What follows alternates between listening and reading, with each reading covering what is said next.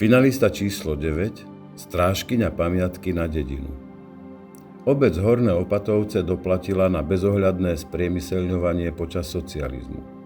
Kvôli závodu na výrobu hliníka vyhynuli včely, kravy sa nevládali vrátiť z paše, deti chodľaveli.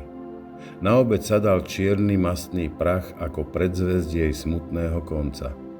Konca pre dedinu, ktorá sa v historických prameňoch spomína už v roku 1075 v súvislosti s opáctvom v Hronskom Beňadiku. Ľudia mali samozrejme množstvo otázok na to, čo sa deje, no nikto im nedal roky odpoveď. Dedina začala miznúť, ľudia postupne poodchádzali, na mieste ich domov vyrástla skládka odpadu a v roku 1969 dedina prestala existovať.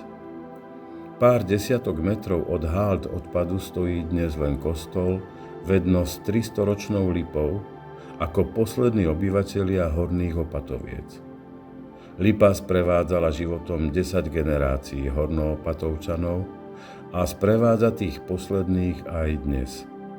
Pamätníci obce sa pod ňou pravidelne stretávajú a aj keď je im jasné, že dedina už nikdy neožije, počuť znovu bzukot včiel pod ich lipou je pocit na nezaplatenie. Strážkyňa pamiatky na dedinu je pre nich živou kronikou, spojením s ich predkami a detstvom prežitým v dnes už zaniknutej dedine.